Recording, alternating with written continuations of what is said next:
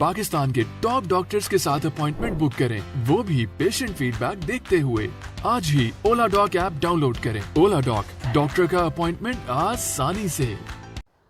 बिस्मिल्लाहिर्रहमानिर्रहीम। डॉक्टर इमरान शेख, आपका अपना सेक्सोलॉजिस्ट। मौसम बहुत खूबसूरत चेंज ले रहा है। गर्मियाँ जा चुकी हैं, सर्दियाँ आ रही हैं, तो इसलिए आजकल जितने भी आपके साथ व्लॉग्स हो रहे हैं, ये सारे के सारे नेचुरल उसमें हम कर रहे हैं कि आप भी लुत्फ़अंदोज़ हों गुज़रती हुई खूबसूरती के साथ और मौसम के साथ। हमारी आज की जो गुफ्तगू है उसका मौजू है बुढ़ापा और सेक्स। पहले तो ये बात समझने वाली है कि बुढ़ापा शुरू कब होता है। हमारी अजीबो-गरीब बदकिस्मतियों में एक ये भी शामिल है कि हम लोग अमूमन इंडिया पाकिस्तान में 50 के बाद मर्दों को बूढ़ा समझना शुरू कर देते हैं, जबकि ऐसा हरगिज़ नहीं है। बुढ़ापा तो शुरू ही 60-65 के बाद होता है। और हम लोग क्योंकि जॉइंट सिस्टम में रहते हैं, हमारा एक ख़ानदानी निज़ाम इस किस्म का है कि जब हमारे माँ बाप बूढ़े हो जाते हैं, ताया चाचा मामू जो भी लोग जो होते हैं, अगर वो बूढ़े हो जाएं तो हमें यूँ लगता है कि 60 साल के बाद उनको सेक्स की कोई ज़रूरत नहीं है या नीड नहीं है, या उनके दिल में कोई ख्वाहिश पैदा नहीं होती। ऐसा हरगिज़ नहीं है। 60 साल के बाद थोड़ा सा आपने साइकोलॉजिकली चीज़ों को समझना है तो बड़ा आपको आसानी रहेगी। अमूमन आपने देखा होगा कि जो रेप्स होते हैं बच्चों के साथ, या जो ज़्यादतियाँ होती हैं, उनमें 2 पीक्स मिलती हैं। एक बिल्कुल क्वाइट यंग बॉयज़, या उसमें बूढ़े लोग मिलते हैं। और उसकी रीज़न क्या है वो भी मैं आपको भी बता दूंगा। जब हम नौजवान होते हैं, जवानी में होते हैं, तो हमारी अप्रोच में फ़ीमेल्स होती हैं, दोस्त होती हैं, बीवी होती है, हमारे पास ऑप्शंस होते हैं बहुत। लेकिन जैसे जैसे हमारी उम्र गुजरती जाती है, हम 50, 55, 60 के होते हैं, हमारे अंदर अप्रोच ख़त्म हो जाती है और हम लोग अपनी उस नीड को पूरा करने के लिए गलत रास्तों की तरफ, गलत चीज़ों की तरफ देखते हैं, जिसमें ख़ुद को खुद से तसल्ली दे लेना या शदीद दबाव की सूरत में किसी ऐसे रास्ते को इख्तियार करना जो कतई तौर पे जो है वो दुरुस्त नहीं है। बुढ़ापे में सेक्स, बुढ़ापे में से मैं इसको 60 से लूँगा। मेरे बहुत सारे ऐसे क्लाइंट हैं जो इस टाइम 85 ईयर्स के हैं, 85 साल के हैं, वो भी भरपूर अपनी इज़्दिवाजी ज़िंदगी जो है वो गुजार रहे हैं। और हफ्ते में 1 मरतबा 2 मरतबा मिलते हैं, और वो एक पर्सन नहीं है, बहुत सारे पर्सन हैं। और 60-65 वाले, 70 वाले बेताशा लोग हैं। और मेरे दोस्तों में एक दोस्त हैं जो कि इस टाइम अपने बच्चों को ब्याह चुकी हैं, बीवी के साथ मामलात ख़त्म हो चुके हैं, मुद्दत हुई, अलग हो चुकी हैं, और वो इस वक्त शदीद स्ट्रेस में हैं। और वो चाहते हैं कि मैं इस टाइम 55-56 साल की उम्र में हूँ, तो मुझे शादी करनी है, और शादी के लिए वो पूरी कोशिश कर रहे हैं कि मुझे सिर्फ सेक्स नहीं बल्कि इस वक्त एक साथी की भी ज़रूरत है। लेकिन साथी तो बहन भी है, भाई भी है, दोस्त भी हैं, रिश्तेदार भी हैं। तो हमें यकीनी तौर पर, लाशौरी तौर पर एक ऐसे साथी की ज़रूरत होती है जिसके साथ हमारी सेक्सुअल एक्टिविटी भी हो सके। तो 60 के बाद हमारी जहाँ पे बाकी खाने पीने की ज़रूरतें सिर्फ कम हो जाती हैं, ख़त्म नहीं होती, इसी तरह सेक्स की ख्वाहिश भी कम हो जाती है, ख़त्म नहीं होती।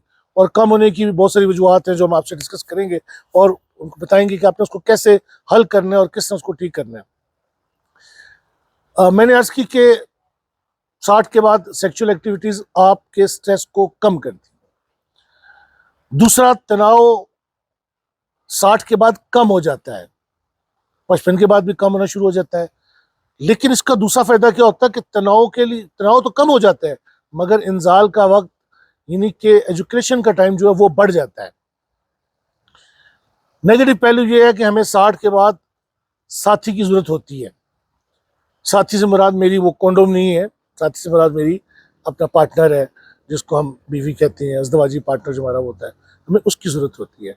हम खुद से इरेक्शन हासिल नहीं कर सकते, खुद से तनाव, और अमूमन ये कैफियत 40-45 के बाद पैदा होनी शुरू हो जाती है कि हमें साथी की ज़रूरत होती है जो हमारे साथ हमें एक्टिव करे, जिसको हम छुएँ, महसूस करें, वो हमें छुए और महसूस करे, और उसके साथ हम जो है अपनी एक्टिविटी को जो है बेहतर बनाना शुरू कर दें। तो हमें 2-3 चीज़ें डायग्नोस करनी है। एक, 60 के बाद हमें ज़रूरत है ऐसे साथी की, ऐसे दोस्त की जो हमारा अज़दवाजी पार्टनर हो, वो हमारे साथ हेल्प करे, हमारी फ़िज़िकल चीज़ों को देखे और उसको हल करने के लिए हमारा साथ दे। तो एक बात तो समझ लें कि तनाव के लिए हमें वक्त चाहिए, पार्टनर की हमें ज़रूरत है, साथी हमारी हेल्प करेगा, हमारे साथ इटकिलियाँ करेगा, हमारे साथ फ़िज़िकल टच करेगा, तो तब हम इस काबिल होंगे कि हम सेक्सुअल एक्टिविटी को डन कर सके। तनाव कम हो जाएगा, जिसको हम सॉफ्ट इरेक्शन कहते हैं, टाइम बढ़ जाएगा। अगर हम लोग वो बॉडी की नीड्स जिनमें बहुत सारे विटामिन्स हैं, बहुत सारी ऐसी हमारी हार्मोन्स हैं, अगर हम उसको रिकवर कर लेते हैं तो हम इन तमाम चीज़ों से भी निजात हासिल कर सकते हैं। यानी तनाव भी हमारा बेहतर हो जाएगा और टाइम और मज़ीद बेहतर हो जाएगा। अमेरिका में, यूरोप में, उन तमाम ममालिक के अंदर अगर आप नज़र दौड़ाएं तो वहाँ पे लोग 80-80 साल की उम्र में शादियाँ कर रहे होते हैं, 60 साल की उम्र में शादी कर रहे होते हैं। तो हमारा क्योंकि एक ख़ानदानी निज़ाम ऐसा है, हमारा माशरती निज़ाम ऐसा है, हमारा एशिया में एक अजीब सा सिलसिला है कि जैसे वह गुजरता जाता है हम ये समझते हैं कि इस पर्सन को किसी साथी की, किसी जिनसी साथी की या अज़दवाजी पार्टनर की ज़रूरत नहीं है। ऐसा हरगिज़ नहीं होता।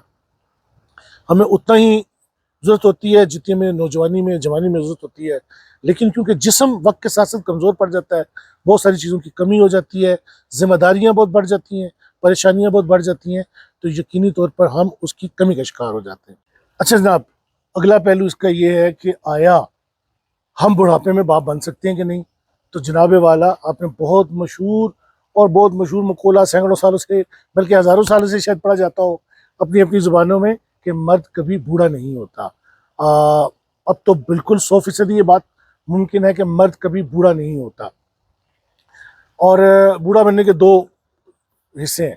एक, क्या वो बाप बन सकता है? तो बिल्कुल बन सकता है। 70 साल 80 साल की उम्र में भी मुझे याद पड़ रहा है कि पीर पगारा साहब जो थे सिंध के, वो आई थिंक 70 या 72 साल की उम्र में वो एक बेटे के बाप बन गए थे। तो हार्मोन्स और जो आपके स्पर्म्स हैं वो डिस्टर्ब हो जाते हैं, कम हो जाते हैं, सलाहियत कम हो जाती है बाप बनने की, ख़त्म बिल्कुल नहीं होती। तो एक बात तो कन्फर्म है कि बाप बन सकते हैं, मुश्किल हो सकती है। जैसे औरत की उम्र 35, 36, 37 से ऊपर चलती जाती जाए तो उसकी भी माँ बनने के चांसेस कम होते हैं, लेकिन कम होते हैं और मुश्किल से होते हैं। इसी तरह अगर आप, जो मैंने अभी कुछ देर पहले आपसे की, कि अगर आप अपने जो बॉडी के हार्मोन्स हैं उनको आप मॉनिटर करते रहें, जो आज से 25-30 साल पहले मुमकिन नहीं था, लेकिन अब तो बड़ा ईजी है। आप किसी भी लेबॉर्ट्री पे जाएं, आपको पता होना चाहिए कौन कौन से टेस्ट करवाने हैं।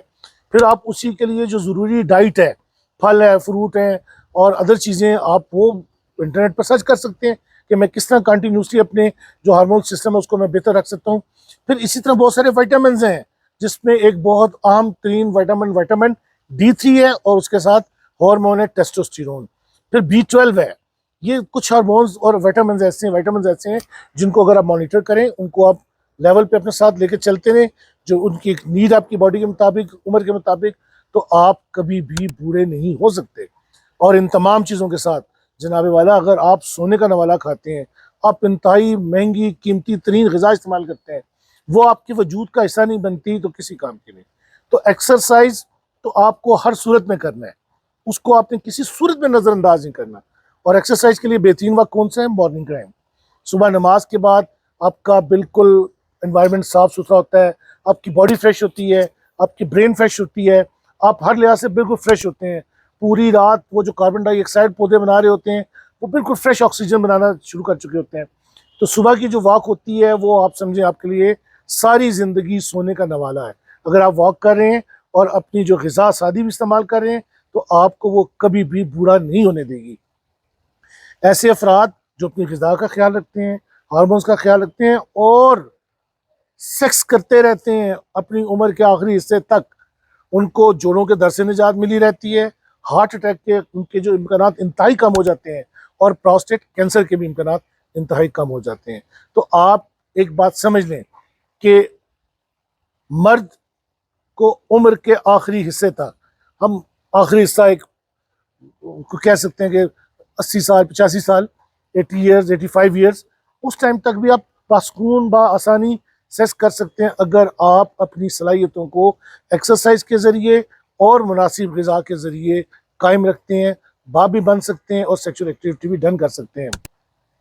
गुफ्तगू के शुरू में मैंने कहा था कि जब हम यंग होते हैं तो हमारे पास ईजी अप्रोच होती है फीमेल की, हमारे अंदर डिज़ायर इतनी ज़्यादा नहीं होती किसी को पाने की कि एक नहीं होगा तो दूसरा, दूसरे तो तीसरा। लेकिन जैसे जैसे हमारे अंदर उम्र चलती चली जाती है, हमें गुजारती चली जाती है, हमारे अंदर ये एहसास पैदा होना शुरू हो जाता है कि अब हमारे अंदर सलाहियतें कम हो रही हैं। लोगों की तवज्जो या जो अपोजिट पार्टनर है, अपोजिट जेंडर है, उसकी तवज्जो हमारी तरफ कम होती चली जा रही है। तो उसकी वजह से आपके अंदर ख्वाहिश ज़्यादा पैदा होना शुरू हो जाती है, डिज़ायर और ज़्यादा होती है, क्योंकि इंसान की फितरत है कि जो चीज़ उसे नहीं मिलती वो उसके लिए ज़्यादा जस्तजू करता है, कोशिश करता है। तो इस बात को कभी नज़रअंदाज ना करें और कभी भी अपनी माँ, अपने बाप और अपने वो अजीज़ कारब जिनके लिए आप लड़ सकते हैं कि उनको शादी कर लेना चाहिए। बेशुमार लोग ऐसे हैं जो कि पार्टनर खो बैठते हैं, 50 साल की उम्र में पहुँचते हैं, बीवी की डेथ हो जाती है या मियाँ की डेथ हो जाती है। तो हमारा माशरती सेटअप इस तरह के जो ही 60 साल के हुए अम्मा को पकड़ के एक रख लेता है अपने पास, अब्बा को पकड़ के दूसरा रख लेता है अपने पास। ऐसा हरगिज़ नहीं है। उनको करीब रहना चाहिए, एक दूसरे को महसूस करते रहना चाहिए और ये एक्टिविटी हमेशा आखिरी वक्त तक जारी चलती रहनी चाहिए। ये उन दोनों के जिंदा रहने के लिए भी ज़रूरी है, खुश होने के लिए भी ज़रूरी है। और ये मैं बातें आपसे कोई किताब की बातें नहीं कर रहा, मैंने एक नहीं दो नहीं 20 क्लाइंट मेरे ऐसे हैं, ऐसी ख़वातीन हैं जिनकी उम्र इस टाइम 60 साल हो चुकी है। वो कॉल करती हैं कि मुझे आप लोगों की हेल्प की ज़रूरत है। जब मैं डिटेल लेता हूँ, पूछता हूँ, तो बताती हैं कि मेरे पार्टनर को दुनिया से गए हुए 5 साल या 7 साल हो गए, लेकिन मेरे अंदर डिज़ायर अब भी मौजूद है, मेरे बच्चे जवान हैं, मैं नानी भी बन चुकी हूँ, दादी भी बन चुकी हूँ, मैं क्या करूँ, मुझे कुछ समझ नहीं आता। मुझे कोई ऐसा सेक्स टॉयज़ प्रोवाइड कर दूँ, कोई ऐसी चीज़ जिससे मैं अपने आप को डिस्चार्ज कर लिया करूँ। तो ये मैं अभी चंद दिन पहले की बात कर रहा हूँ।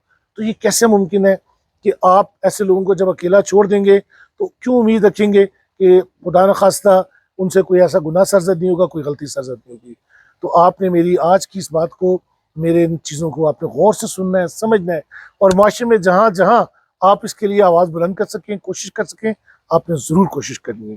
Thank you very much, bundle of thanks, पमा खादे खा। इंशाल्लाह ज़िंदगी रही तो दोबारा आपसे मुलाकात होगी। अल्लाह हाफिज़। पाकिस्तान के टॉप डॉक्टर्स के साथ अपॉइंटमेंट बुक करें, वो भी पेशेंट फीडबैक देखते हुए। लाखों लोगों की तरह पाकिस्तान के सबसे बड़े डॉक्टर नेटवर्क का फायदा उठाएं और आज ही ओला डॉक ऐप डाउनलोड करें। ओला डॉक, डॉक्टर का अपॉइंटमेंट आसानी से।